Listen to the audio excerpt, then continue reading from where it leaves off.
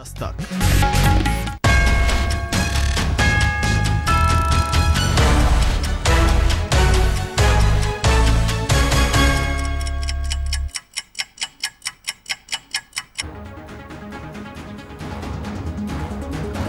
नमस्कार, मैं हूं पुण्य प्रसून वाजपेयी। दस्तक में आपका स्वागत है। दस्तक में आज हिंदुस्तान की वो तस्वीर जिसको लेकर कहा जा सकता है कि वाकई यही है इंडिया। पहली तस्वीर बेचैन कर सकती है, ढकना पड़ गया, पूरे तौर पर दिखा नहीं सकते हैं। ये दरअसल जमीन बचाने के लिए खुदकुशी की कोशिश एक किसान की है। नालगोंडा तेलंगाना का इलाका, बीजेपी की सभा चल रही है और इन सब के बीच जिला अध्यक्ष जब भाषण दे रहे थे उसी समय शंकर नाम का ये युवक अपने आप को आग लगा लेता है। हालांकि इसकी जान बचा ली गई है, लेकिन स्थिति कितनी विभत्स होती जा रही है देश के भीतर, उसकी ये तस्वीर है। दूसरी तस्वीर, इस तस्वीर में एक तरफ पानी के लिए किसी की जान लेने की कोशिश और दूसरी तरफ पानी के नाम पर लाखों उड़ाने की कोशिश। ये दरअसल दो तस्वीर है। एक तरफ मध्य प्रदेश के सागर में जिसमें पानी की लड़ाई में जलती हुई चिमनी फेंक दी जाती है, वो युवक फरार है। लेकिन दूसरी तरफ जो हिस्सा है वो मुंबई के मंत्रालय में 5 महीने में दरअसल 4,66,000 का बिल आया सिर्फ पानी को लेकर। और यह आरटीआई के जरिए निकला है कि मंत्री और बाबू कितना पानी पी जाते हैं। अगर ये बीएमसी के जरिए पानी आता तो सिर्फ 177 रुपए का होता, लेकिन हालात ऐसे हो चले हैं। जरा सुन लीजिए दोनों की बात। बाप बेटा राडे माडे लेके आए, उनकी मत आई है, इनको बेन ने छुड़ाई राडे माडे छुड़ाई से हम पीछे गए। महाराज काय को गाली दे रहे, मार रहे हैं, बस उनकी मत आई है, राडे छुड़ा नहीं। महाराज परे से जल रही थी, उठा के डिब्बी डाल दिए। 5 महीने में उन्होंने करीब 27,000 लीटर बिस्लरी पानी का इस्तेमाल किया और उस पर करीब 5 लाख रुपए सरकार ने खर्च किए हैं। एक जगह राज्य में सूखे की स्थिति है, कई गांवों में पानी नहीं मिल रहा है, गांव वाले परेशान हैं। ऐसी स्थिति में मंत्रालय में बैठे हुए अधिकारी और मंत्री महोदय 5-5 लाख रुपए का बिस्लरी का पानी पी रहे हैं। 5 महीने पानी पीने का बिल 4,66,000, मंत्रालय का ये हाल है। और दूसरी तरफ तस्वीर पानी को लेकर क्या इस देश के भीतर है। इंडिया दरअसल इसी दिशा में जा रहा है। क्यों? क्योंकि विकास को लेकर लकीरें जो खींची जा रही हैं वो लकीरें आज की नहीं है। 1991 में आर्थिक सुधार की लकीर इस देश के भीतर बहती है। रास्ते खुल जाते हैं, कहा जाता है सीमा खत्म हुई और इन सब के बीच रुपया डॉलर सब कुछ एक सरीका हो जाएगा और देश आगे बढ़ जाएगा। कमोवेश पीछे 25 बरस से इस देश के भीतर कुछ इसी तरीके का हो रहा है। लेकिन इन सब के बीच यूनाइटेड नेशन की एक रिपोर्ट आई है जो बताती है कि दुनिया में भारत नंबर 1 पर है। जी, विकास नहीं, भूखमरी के लिए। रिपोर्ट देखिए। बीते 24 बरस में देश में विदेशी निवेश कहां से कहां पहुंच गया और मौजूदा वक्त में प्रधानमंत्री मोदी भी मेक इन इंडिया के जरिए विदेशी निवेश का ही जिक्र कर रहे हैं। पिछली सरकार का आखिरी वर्ष था, उस वर्ष में 3,000 करोड़ रुपया विदेशी पूंजी आई थी। 3,000 करोड़ रुपया, और एक साल के भीतर 25,000 करोड़ रुपया विदेशी पूंजी आई है। 8 गुना ज्यादा। लेकिन इसी विदेशी निवेश के आश्रय देश को विकास की राह पर लाने का दावा करने वाले अब इस आंकड़े से परेशान होंगे कि इसी दौरान देश में भूखमरी की कगार पर रह रहे लोगों की तादाद में कोई कमी नहीं आई। 1990-92 के वक्त 21 करोड़ लोग भूखमरी के शिकार थे और 2014-15 में तकरीबन 19 करोड़ 40 लाख लोग भूखमरी के शिकार हैं। वैसे यह सवाल उठ सकता है, तब आबादी कम थी, अब आबादी ज्यादा है। लेकिन समझना यह भी होगा कि दुनिया के मानचित्र पर 25 बरस पहले भी भारत भूखमरी के तादाद में नंबर 1 था और आज भी नंबर 1 ही है। यानी विकास को लेकर आर्थिक सुधार के बाद मनमोहन सिंह से लेकर प्रधानमंत्री मोदी तक जो भी लकीर खींची गई या खींची जा रही है, वो दुनिया के तमाम देशों के बीच भारत में कोई परिवर्तन ला नहीं पा रही है। जबकि भारत के तमाम पड़ोसियों के भूखमरी के हालात में खासा सुधार हुआ है। मसलन नेपाल में भूखमरी की स्थिति में 65.6% का सुधार हुआ और भूटान में तकरीबन 50% की कमी आई। और चीन में जहां भारत से ज्यादा जनसंख्या है, वहां भी भारत से बेहद कम भूखमरी वाले लोग हैं। दरअसल संयुक्त राष्ट्र की भूखमरी से संबंधित ताजा रिपोर्ट के मुताबिक दुनिया के 1/4 अल्पपोषित यानी भूखमरी वाले लोग भारत में ही हैं और भारत भूखमरी कम करने के अपने लक्ष्य को फिलहाल हासिल कर नहीं पाया है। State of food insecurity in the world नाम की इस रिपोर्ट के मुताबिक दुनिया भर में तकरीबन 79 करोड़ 40 लाख लोग भुखमरी के शिकार हैं और इनमें से सिर्फ भारत में 19 करोड़ 40 लाख लोग शामिल हैं। तो अब सवाल यह है कि क्या विकास को लेकर देश में जो रास्ता 1991 के बाद से अपनाया गया वो गलत है, क्योंकि विकास से गरीबों को तो अभी भी जोड़ा जाता है। लेकिन संयुक्त राष्ट्र की रिपोर्ट में साफ कहा गया कि विकास का जो चेहरा भारत में अपनाया गया उससे गरीबों को कोई खास लाभ हुआ नहीं। और जानकारों की माने तो बच्चों को पोषण और मिड डे मील स्कीमों में बजट की कमी से भारत में भुखमरी की स्थिति में सुधार नहीं हुआ। तो सवाल सीधा है, जब विकास के लिए उठाए गए कदमों का फायदा गरीबों और हाशियों पर पड़े लोगों तक पहुंच ही नहीं रहा, तो क्या विकास की बातें बेमानी है या फिर सरकार की तमाम योजनाएं उस हाशिए पर पड़े इंसान के लिए है ही नहीं जिन्हें केंद्र में रखकर योजनाएं बनाने का दावा सरकारें लगातार करती रही है। और इन सब के बीच अब कल की इस तस्वीर का मतलब क्या है, जिसके बारे में कहा यही गया कि अर्थशास्त्री मनमोहन सिंह से प्रधानमंत्री मोदी ने अर्थव्यवस्था पर 45 मिनट चर्चा की।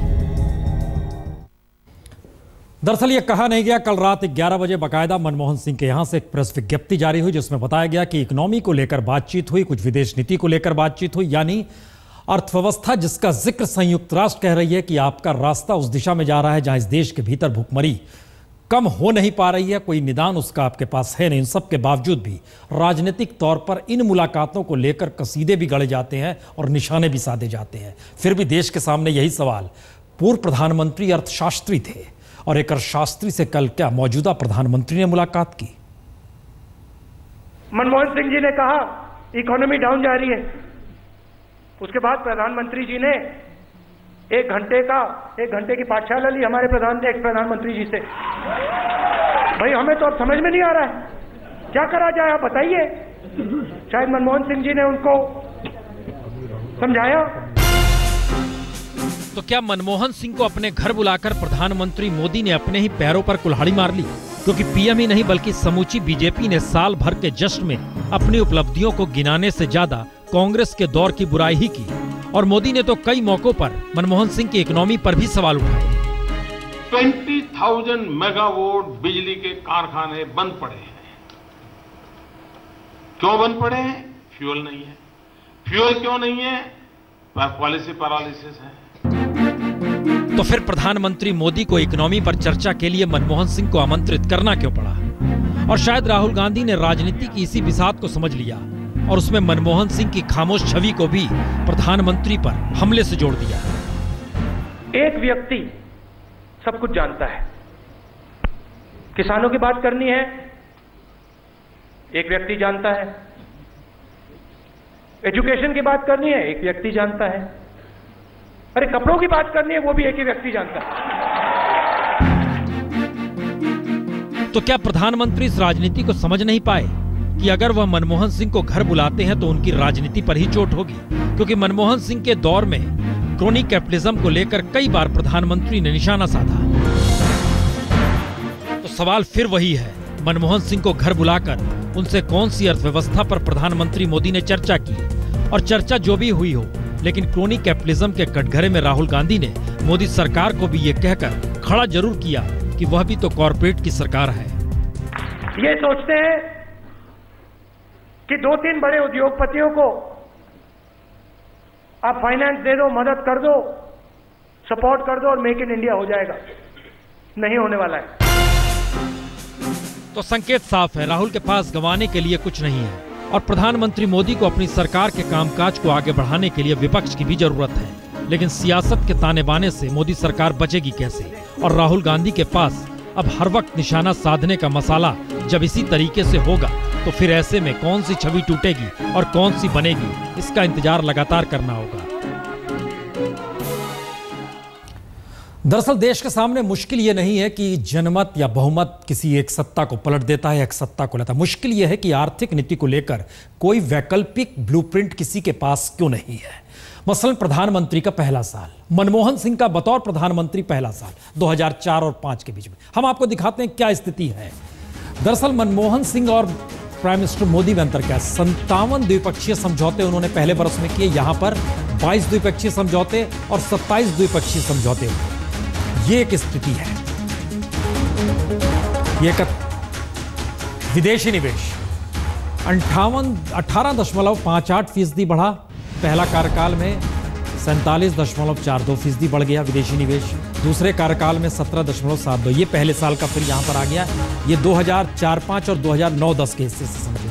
विदेशी मुद्रा भंडार प्राइम मिनिस्टर मोदी के दौर में बढ़ा है 12.29, लेकिन पहले कार्यकाल में बहुत कम बढ़ा था 5.46, लेकिन दूसरे कार्यकाल में पहले बरस में ये 26.17% बढ़ गया था। ये दोनों प्रधानमंत्रियों के बीच अंदर विदेशी दौरे भी देख लीजिए तो 53 दिन विदेश में रहे 365 दिन में से, और ये 30 दिन बाहर रहे थे, और दूसरे वक्त में 47 दिन विदेश में रहे थे। तो कहीं ना कहीं ये सारी स्थिति बताती है कि दरअसल आर्थिक मुद्दों को लेकर या आर्थिक नीतियों के तहत जिस दिशा को ले जाना है देश को लेकर, वो दिशा कमोवेश एक सरीखी। और इन सब के बीच विकल्प सरकार या नेता नहीं खोज रहे, बल्कि जनता के भीतर से विकल्प की बात आ रही है। चलिए आपको पंजाब के जालंधर लिए चलते हैं। बहुत सारे मॉल में आप जाए होंगे, एक दूसरा मॉल दिखाते हैं जो गांव वाले चलाते हैं, किसान चलाते हैं, और उसका हाल देख लीजिए, वो चकाचौंध करते तमाम मॉल को टक्कर देता है।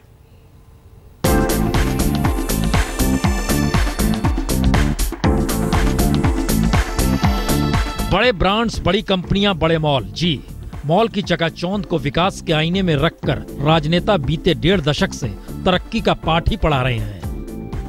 लेकिन यह मॉल गांव वालों का है। जालंधर से 40 किलोमीटर दूर सीचेवाल गांव का मॉल। एक ही छत के नीचे न सिर्फ गांव वालों के लिए सारे सामान मिल जाते हैं, बल्कि शहरी लोगों की जरूरत का सामान भी यहां मिल जाता है। सिर्फ 5 से 10% मुनाफे के साथ किसान ही सामान बेचता है, और शहर के उन चकाचौंध माल को टक्कर दे रहा है जहां मिलती तो हर वस्तु है, लेकिन उसकी कीमत मॉल के अपने रेट पर चलती है। दरअसल चकाचौंध वाले मॉल और गांव के इस मॉल का सबसे बड़ा अंतर यही है कि शहरी मॉल में एमआरपी प्राइस को कम करने के बाद भी जो कीमत लगाई जाती है, उसकी तुलना में गांव के इस मॉल की वस्तु की कीमत औसतन 20% तक कम होती है। बहुत वधिया हैगा है इन्हां दा, जिद्दां समान जिद्दां सारा कुछ इत्थों मिल जांदा है जी, कोई आपां नूं बाहर होर दुकानें नहीं जाना पैंदा।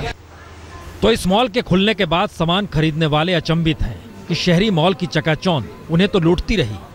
साबण वगैरह, जो खाण पीण वाला, भुजिया वगैरह, बिस्कुट, हर एक चीज़ वधिया मिलती है इत्थों। पिंड विच ही तुहानूं सब कुछ मिलदा? सब कुछ पिंड विच ही मिलदा, इक्को छत। लेकिन सवाल सिर्फ इस देशी मॉल का नहीं, सवाल है बड़े मॉल की जरूरत होने या ना होने का, और सवाल उस समझ का भी जहां ग्रामीण अर्थव्यवस्था को बढ़ाने में ऐसी देसी मॉल की बड़ी भूमिका हो सकती है। क्योंकि रिटेल सेक्टर में 51% विदेशी निवेश की इजाजत के बाद बाजार तो बढ़ेगा ही, लेकिन चुनौती स्वदेशी निर्माताओं को और खास तौर से छोटी कंपनियों के सामने होगी। और छोटी स्वदेशी कंपनियों के लिए जरूरी है कि वो अपनी ब्रांडिंग भी करें और ऐसा नेटवर्क भी तैयार करें जहां उनका माल हर जगह दिखाई दे। तो गांव सीचेवाला के इस छोटे से मॉल की सफलता से स्वदेशी कंपनियां सबक तो ले ही सकती है और सरकार भी कुछ सीख सकती है। जालंधर से परमजीत के साथ आज तक ब्यूरो। इसका मतलब बहुत साफ है, स्वदेशी में एक दम तो जरूर है, लेकिन फिर भी आरएसएस स्वदेशी क्यों छोड़ गई, यह भी एक सवाल है। क्योंकि लगातार विकास और विदेशी निवेश का सवाल अब संघ के भीतर भी छा रहा है। याद कीजिए, पूना में भी SEZ के वक्त में कुछ ग्रामीणों ने मिलकर एक अपने तरीके का SEZ बनाने का सोचा। वो अमल नहीं हो पाया क्योंकि वो विरोध कर रहे थे, लेकिन बावजूद इसके स्वदेशी मंत्र होता महत्वपूर्ण है। लेकिन देश तो लगातार उलझ जाता है एक छोटे से बयान को लेकर, और यही हुआ। संघ को लेकर राहुल गांधी ने एक बात कही और उसके बाद तलवारें खिंच गई। राहुल गांधी ने संघ पर निशाना क्या साधा। आरएसएस से निकलकर बीजेपी महासचिव बने राम माधव ने नेहरू से लेकर इंदिरा गांधी तक को यह कहकर लपेटे में ले लिया कि जब वह नहीं रोक पाए तो फिर राहुल की क्या हैसियत। दरअसल आज युवा कांग्रेसियों के बीच राहुल गांधी ने कुछ इस तरीके से संघ पर निशाना साधा। आरएसएस की शाखा को देखिए, उसमें लाइन लगती है, सीधी लाइन होती है, बिल्कुल यूं। उसमें किसी बंदे ने चू कर दिया, उसी के ऊपर लाठी बरसा दी जाती है। जाहिर है राहुल गांधी ने पहली बार नब्ज पर हाथ रखा तो झटके में आरएसएस भी सक्रिय हो गया। चंद मिनटों में ही संघ के प्रवक्ता मनमोहन वैद्य ने इसे राहुल की हताशा करार दिया। तो उसके 2 घंटे बाद ही राम माधव ने ट्वीट कर नेहरू गांधी परिवार को ही कटघरे में खड़ा कर दिया। राम माधव ने ट्वीट कर कहा, संघ की विचारधारा को रोकने का प्रयास परदादा ने किया, दादी ने किया, पापा तक ने किया, लेकिन 4 पीढ़ियों के बाद भी संघ आगे बढ़ा और कांग्रेस एक क्वेश्चन मार्क। यानी पहली बार संघ का नाम लेते ही जिस तरह बीजेपी और संघ ने बिना देर किए नेहरू गांधी परिवार पर सीधा हमला कर दिया, उसने यह संकेत तो दे ही दिए कि कांग्रेस की डायनेस्टी के खिलाफ बीजेपी संघ के तेवर कड़े हैं। लेकिन राम माधव ने जिस तरह परदादा के जरिए नेहरू और दादी के जरिए इंदिरा गांधी को भी निशाने पर ले लिया, उसने उस दौर के भी संकेत दे दिए कि संघ पर प्रतिबंध लगाने वाले भी यही दो नेता थे, जिन्होंने बतौर पीएम संघ पर प्रतिबंध लगाया और आरएसएस आज भी इसे भूल नहीं पाई है। दरअसल 3 बार प्रतिबंध लगा। एक प्रतिबंध 1992 में भी लगा जब पीवी नरसिम्हा राव ने लगाया था, वो वक्त बाबरी मस्जिद को लेकर था, अयोध्या आंदोलन को लेकर था। 12 कदम आगे बढ़ाइए। दिल्ली में सरकार उलझी हुई है केंद्र से और इन सब के बीच कानूनी लड़ाई शुरू कल से नजर भी आएगी।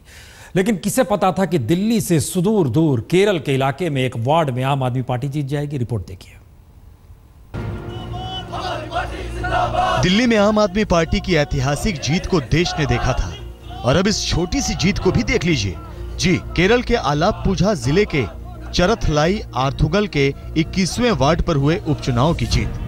आप नेता टॉमी एलेसरी की इस जीत के बाद आपके छोटे से कैडर का हौसला बुलंद है, क्योंकि राज्य की नगर पालिकाओं के लिए इस साल अक्टूबर-नवंबर में चुनाव होने हैं और आम आदमी पार्टी इन चुनावों में विस्तार की संभावनाएं टटोल रही है। दक्षिण भारत में आपकी इस जीत के मायने जो निकालिए, लेकिन इसमें कोई शक नहीं कि लोग राजनीतिक विकल्पों को आजमाने का जोखिम ले रहे हैं। लेकिन केरल से इतर दिल्ली में आम आदमी पार्टी सत्ता में है, लेकिन इस चुनी हुई सरकार के पास कितने अधिकार हैं, अब इसकी लड़ाई सुप्रीम कोर्ट में हो रही है। केंद्र सरकार ने दिल्ली हाईकोर्ट के फैसले के खिलाफ सुप्रीम कोर्ट का दरवाजा खटखटाया है, तो वहीं दूसरी तरफ दिल्ली सरकार ने हाईकोर्ट में याचिका दाखिल कर गृह मंत्रालय के नोटिफिकेशन को चुनौती दी है। दोनों ने कोर्ट से अपने अपने अधिकारों पर स्पष्टीकरण की मांग की है। दोनों ही अदालतों में याचिकाओं पर शुक्रवार को विस्तार से सुनवाई होगी। यानी मामला एक कांस्टेबल की घुसखोरी का था, लेकिन बात निकली तो दूर तलक चली गई। अहमद अजीम, दिल्ली आज तक। राजस्थान में गुर्जरों के आंदोलन को खत्म कराने के लिए हाईकोर्ट ने कहा, इन्हें रेलगाड़ी जाने देने से हटाइए, सड़क साफ कीजिए। राज्य सरकार ने कहा ठीक है, विधानसभा में 5% का आरक्षण देने की हम व्यवस्था करेंगे और इसके लिए प्रस्ताव लेके आएंगे। आंदोलन खत्म हो गया, ये भी एक रास्ता है। लेकिन इन सब के बीच राजनाथ सिंह जोधपुर में थे। कसीदे उन्होंने राहुल गांधी को लेकर गढ़े। मैं कांग्रेस के दोस्तों से और अपने राजनीतिक विरोधी भाइयों से कहना चाहता हूं, हमको 5 साल मौका दीजिए, जनता को गुमराह मत कीजिए। आपने जादूगरी तो कर लिया, लेकिन हमको ईमानदारी से तो काम कर लेने दीजिए। 5 साल तो हमको काम कर लेने दीजिए। 4-4 महीने लोग विदेशों से घूम कर आते हैं और यहाँ बिल्कुल अफवाहों का दौर चलने लगा।